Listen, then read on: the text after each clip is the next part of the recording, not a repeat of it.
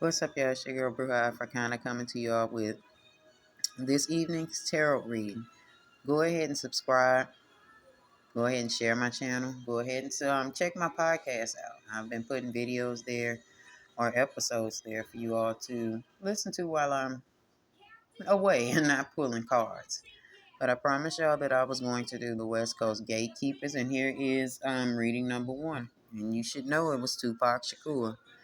You knew we was going to do our good Gemini brother first. I'm doing him first because, in my opinion, you don't have to agree with me at all. That you are entitled to your opinion, but you will be entitled to that opinion on your page, okay? In my opinion, Tupac is the ultimate hip-hop gatekeeper, or the ultimate gatekeeper of hip-hop. But I don't mean that in a negative way. I mean that in a way of Tupac really stood for something when it came to hip hop. He truly was that one that was going to try to attempt to make opportunities for people who wanted to do music or get off into other avenues of entertainment. He was that one that was truly going to look out for his people. I feel like he was sacrificed. His murder was a sacrifice, and it was because they knew he was going to have the spirit of Huey P. Newton or the spirit of Malcolm X behind him, and it was going to be all balled up into this little Gemini man, this little aggressive Gemini man who somehow has such an influence over his people that 27 years ago, his words still have an impact. Tupac Shakur is one of the greatest rappers, the greatest rapper alive or dead. I said what I said. You don't have to agree with it. Tupac reached people on a level that most artists will never achieve.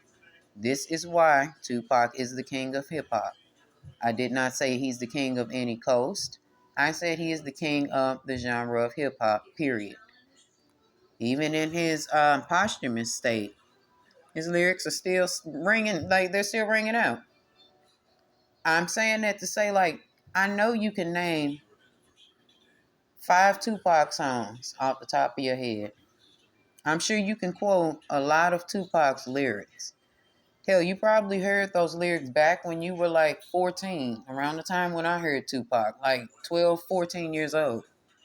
And you're still able to recite that shit now. That's why Tupac is the greatest artist in hip hop, even though he did not have a long career because he was murdered. He was sacrificed by his friends, and we are definitely going to get into that really shortly. But we're going to take this moment and give our good brother his flowers because he is the greatest.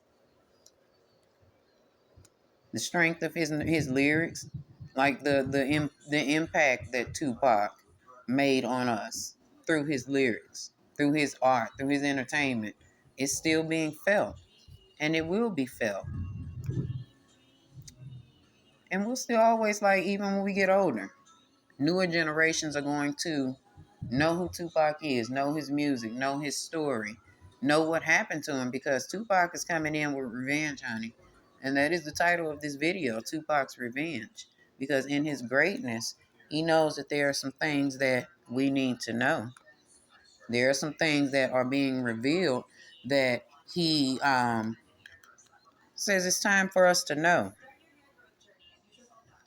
There are multiple sides of this story of the murder of Tupac Shakur, the spiritual murder of Tupac Shakur, because again, he was sacrificed. He was sacrificed by someone that, while I was pulling the cards, Spirit said to me, when you find out who he's talking about, it's going to hurt your feelings. And I promise it got me in my feelings a little bit, y'all. Not even a little bit, a whole lot, because it made me look at this person completely different and then start to think about and discuss. And as soon as we get it together a little bit more and get our podcast set up a little bit more, we're gonna start having conversations about this, and we'll be able to discuss it a lot more. But I wanted to show y'all the spiritual side through the cards. He's just saying that that person we thought was his friend really truly wasn't his friend, and it ain't who y'all fucking think it is, baby. It shocked me, but I kind of figured it anyway because, again, I see the way that this person is moving, okay? I see how that person has come up, and I see the things that this person has offered, but we're going to get to that. Let's talk about Tupac knowing it was a mistake, making a choice and not listening to Afeni. Afeni shows up in the reading as the queen of cups, the mother of baskets, the one who holds the secrets, the one who loves her children, the one who worries about her children. After Tupac died, I believe Afeni fully found out every piece to the puzzle of what happened to Tupac Shakur. I believe that in the space of being his mother, not just because he was Tupac Shakur, but because she knew that he was a star seed. And it was her duty to make sure that not only we didn't forget her son, but that she avenged her son. See, in the Queen of Cups stance, this is a mother who takes the stance of being very protective over her children, too. Y'all stole that lady's star seed from her. By all means and by all rights, she got revenge. Prior to Afeni leaving this earth, she dropped a curse on hip hop. And she spoke, made the truth come out surrounding what happened to my son. And that's what's happening. But Afeni told him he was sitting at the table with snakes. I know we've heard the story before. We've heard how Suge wasn't this, Suge wasn't that, and the people around him were just using him, and he died with no money or little to no money. Well, Afeni had warned him of this. Afeni had either, I don't want to say cast Ifa, and I don't want to say pull tarot cards because she did not pull tarot cards. That's not the energy I'm getting. She was a seer. Afeni saw his death. Afeni saw what was going on. It was not that Tupac thought his mother was crazy. He just was being manipulated and lied to himself. He was unaware that he was at the table with snakes at that time, y'all, okay? And although his mother is strong spiritually, and she did what she needed to do to protect him while she could, because to a certain extent he did listen to his mother, and he avoided death for a very long time.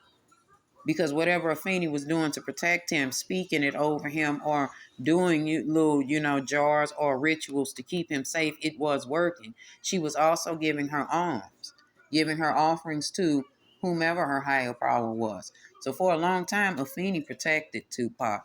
Somewhere he lost his way, as some children do, as some of us do. Let me say it like that. And we don't listen to our parents, and they end up running into some crazy shit. But still in all with that, Afeni still warned him that he was sitting at the table with snakes. She warned him that none of these people were his friends, not a one of them. Now, I did get that he may have had one friend, MC Hammer, but that was it.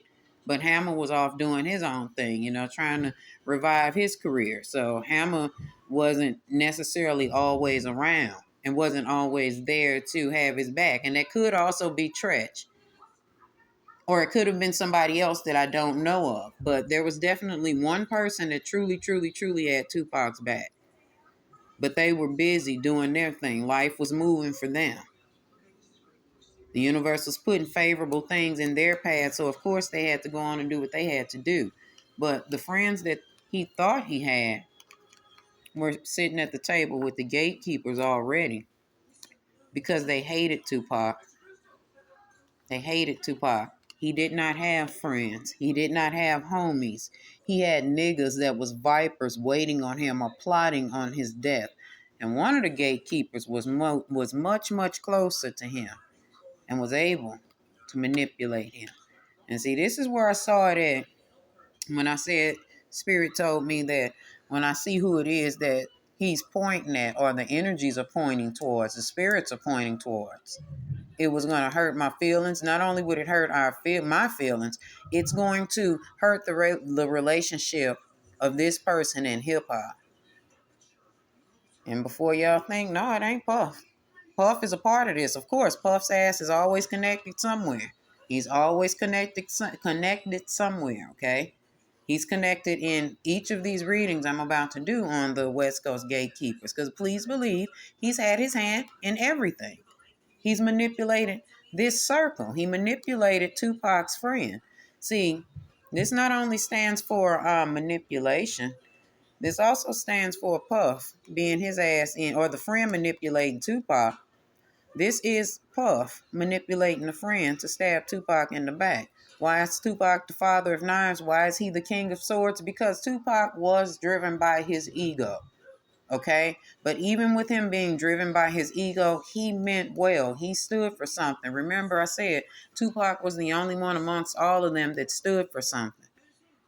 He is the only one that stands for something. Look, what did my son played a song for me by Puff. What's the name of that song? Hold on, yeah.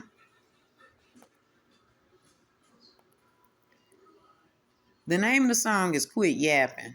And Diddy really was acting like a bitch in that song. Y'all, if you want to hear it, go check it out. That's the name of it. But Tupac was the only one amongst them that stood for something. Look at Diddy making a show of things so that he can get attention. Here's somebody that this is the friend that I'm about to tell y'all about, standing in the shadows, that was standing back watching, that is going to get not only Tupac's life and Tupac's spot, because that's what he did. He stole his life um, figuratively and literally, because he absolutely knew what was about to happen to Tupac. He knew a week in advance what was going to happen.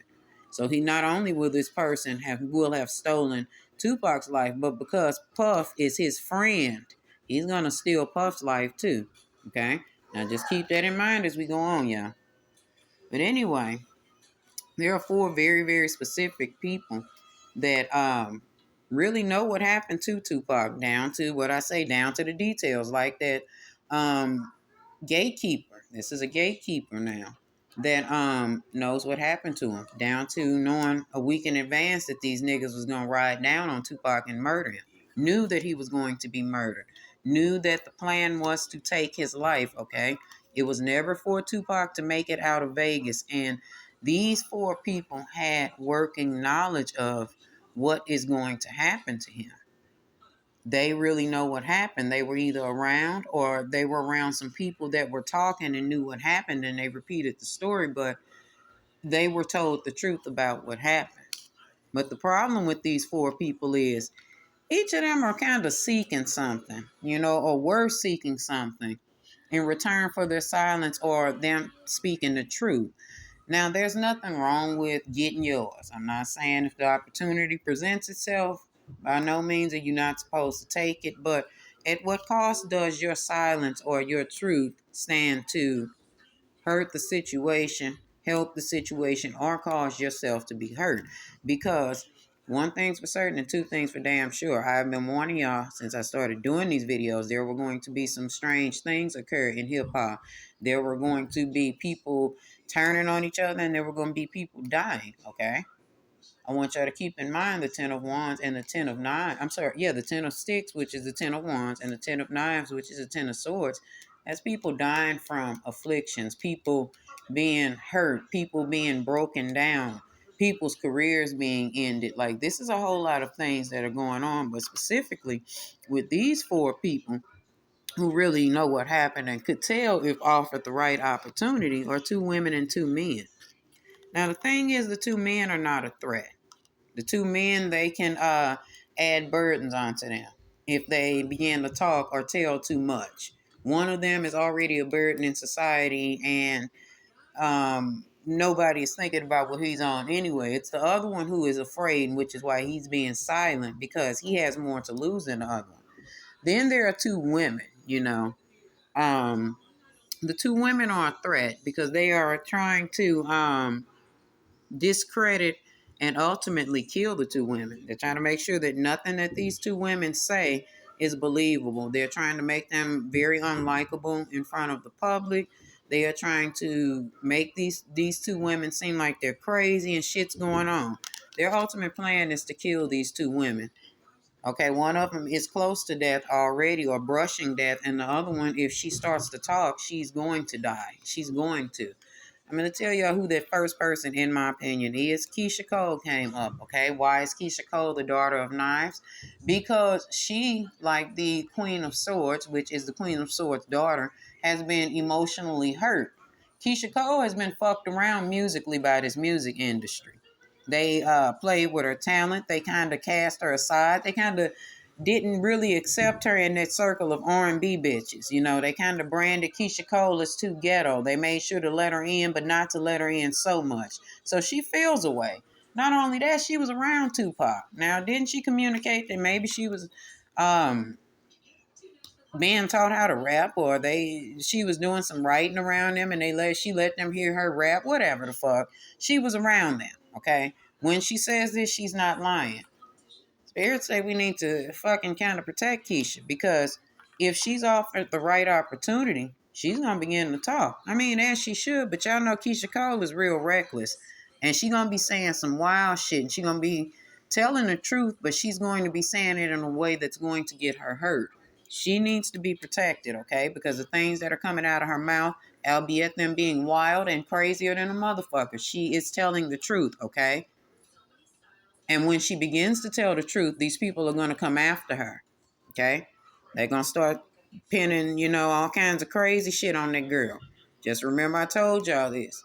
And if that is not Keisha Cole, look out for this happening to a girl that was around Tupac now. They're going to discredit the fuck out of her, okay? And this is so that when she dies, nobody will really be hurt, because they'll say, oh, she overdosed. Here she is at a tree overdosing.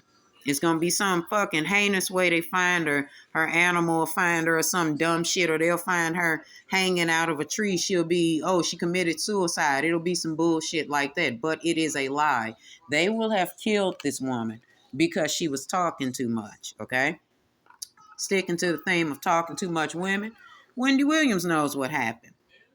And with Wendy telling that story or doing her movie, if she were still in her sound mind, Wendy was getting ready to tell all of this shit, y'all. Wendy knows exactly what happened to Tupac. She knows who did what, and she has an axe to grind with Puff. But for some reason, Wendy started going the fuck back around Puff, and suddenly she ends up with this frontal lobe dementia. See, they made sure to get Wendy sick and fucked up and give her this dementia because she was getting ready to start telling on Puff. Oh, baby, Wendy knows where them bones buried it, too. See, remember, she used to suck Biggie's dick for drugs. She used to suck his dick for crack.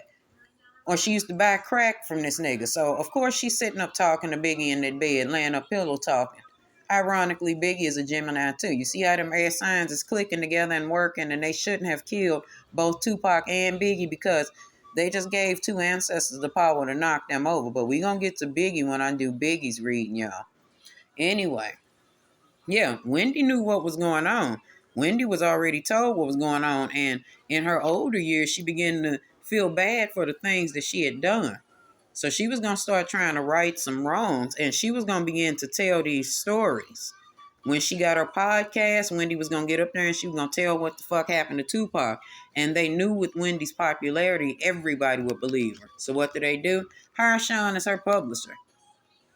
I mean, it just might be me reading too deeply into it. I mean, I might be reaching so far, my motherfucking rotator cuff might be out. But there's no reason, ironically, her publicist's name is Sean. Who is motherfucking Wendy's arch nemesis or her fucking Achilles heel? Sean P. Diddy Combs. You see how Puff keep getting caught up in shit, y'all? Anyway, hey, make sure to keep Wendy good and drunk. Good and drunk to the point to where is that now she's sick. She's near death. But she's still drinking. She's addicted now. Nobody's going to believe the words of an old, feeble old woman who drinks herself into stupors every day. See, they know what they doing. Now we move on to Suge, honey. You knew this fat ass nigga was coming. Let me move this stuff out the way. Suge, Mary, and Knight. Here's why they are not seeing him as a threat and why he is already in jail. He was already hit by Puff's magic.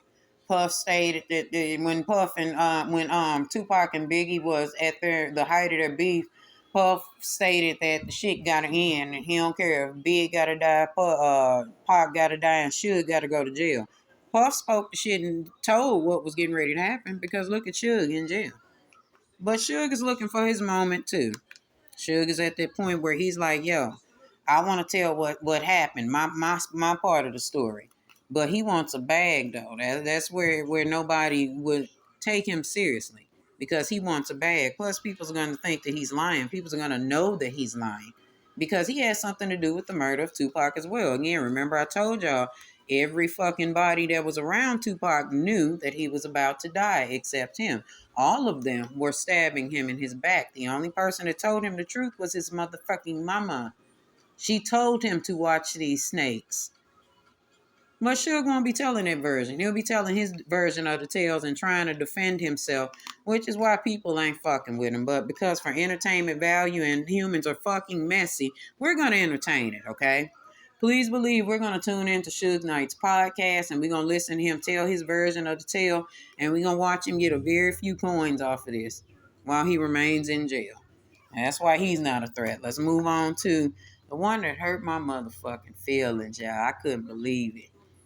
I'm going to let y'all look at that for a moment and tell me who y'all think that is.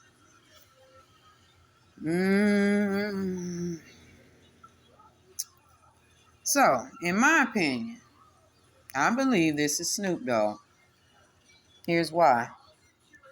Remember I told y'all that everybody around Tupac was jealous of him. Everybody wanted a piece of his life. They wanted his life. Each of them all sought to see him fall because Snoop Dogg was supposed to be the superstar of Death Row, but Tupac came in and took over. This was a problem for Snoop Dogg. He had green eyes in his head the whole time. So he goes to that crossroads, baby. Let me pull it out. Let me go back to it. I got to get back to it because I need y'all to see what I saw while I'm pulling these cards. It's all a thing of being the king. All of these niggas want to be the king of hip-hop, the king of rap, and they can never, ever, ever, and will ever dethrone Tupac because no other artist has made it to his status as in reaching people. Now, I want to know y'all going to be like, oh, Hov, when we get to Hov, we're going to talk about that, okay? But anyway, Snoop Dogg went on to the motherfucking crossroads. And he was made an offer by the devil. The devil made him an offer he could not refuse. He told him, the devil told him, if he offer him Tupac, if he sacrifices Tupac, offers him up as that sacrificial lamb, he'll let him take Tupac's place as that artist that get that crossover effect. That's that household name. Basically, he give him Tupac's life. And not only would he give him his life, he'll give him that household name and put him in front of people. You see, just Snoop Dogg is all of a sudden best friends with Martha Stewart, and she's got a Snoop Dogg tattoo and shit. See, they told him all he got to do is offer Tupac because Tupac is the star seed. Remember that. And they'll give him everything, not to mention at the end of it, there's an offer to receive Tupac access to Tupac's catalog via Death Row. Now, I know he does not have access to it now, but somehow they're going to make it so that he can get access to it. But either way, they say if you sell us Tupac, you sacrifice Tupac, we'll give you Death Row records. We'll put Suge in jail. Down the line, we going to fuck Puff around. You'll get this if you do that. Snoop Dogg did it. And I'll be damned, every motherfucking thing is working in his favor. See, he was an exec at Def Jam for a while. See, that was his classroom. That was them teaching him. Now he's full on into it, baby.